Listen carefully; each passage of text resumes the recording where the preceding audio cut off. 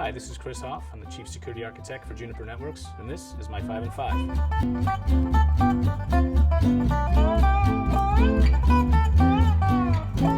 So cloud computing represents an awesome opportunity for us to really focus on doing the things that matter most.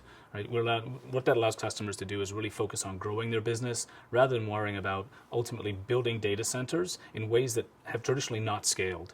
So when you think about the key tenets of cloud computing, flexibility, agility, cost containment, all of those wonderful options that were given in this new way of enjoying compute, it's fundamentally focusing us on the issues that matter most and leveraging technology in this next evolution of kind of the computing continuum, if you will, so we can take advantage of the consumerization of IT, mobility, new cost-effective ways of distributing our applications and data to make use of them where and when we need to from any device.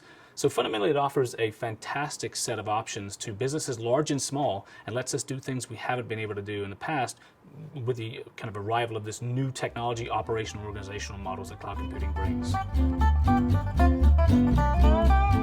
So the biggest threats and issues related to cloud computing really stem around 3 categories: organizational, operational, and technical.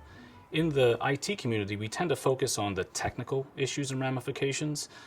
They seem to be most top of mind. But what's really pressing in our environments today is how people organize and operate around these different compute models that cloud computing introduces. So fundamentally, we're going to see an emerging set of solutions that get us past the technical roadblocks, but what we're really going to have to deal with is ultimately the impact to how we fundamentally change our behaviors in the way in which we interoperate with our applications and information. So these threats and these challenges are really going to be stressing the human and behavioral elements of what we do and how we enjoy computing. The technology will come along over time. So as we see these new modalities as it relates to how we consume applications and information and the changes in the devices that we're starting to see connected to things like the internet and even our local area networks, you'll notice alarming changes in terms of the way in which we both interact with these apps, but how much bandwidth they consume in terms of things like streaming video, voice over IP. It's a great statistic where I think Netflix accounts for about 1/3 of the internet traffic today. So as we think about cloud computing and the shift between both very distributed applications and data on things like smartphones and tablets, and at the same time massive consolidation of services and delivery from these mega data centers, we're going to end up with a very interesting set of technology challenges related to how much bandwidth can be delivered and thus how much enjoyment can be had out of some of these apps and new form of consumption modalities. So these devices, which also will lead to new forms of threats and risk, will drastically change the way in which cloud computing again alters the landscape and how we ultimately enjoy these services. So a lot of people wonder how security is going to change as it relates to what cloud computing brings to our environments. We talk in the security world about defense in depth a lot.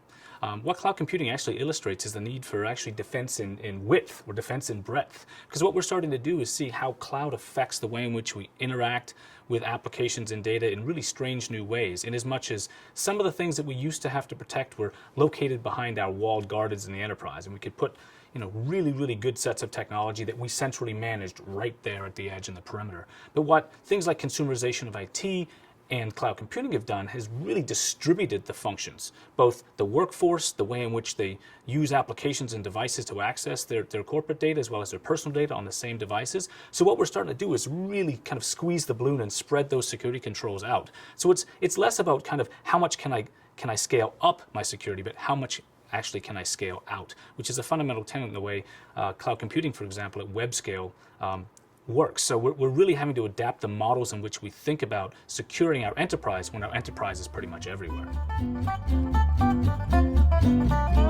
One of the big concerns with consumers of cloud computing is what happens to their data once they turn it over to a cloud computing provider. Do they still own it? Can it be reused? When they say it's deleted, is it really deleted?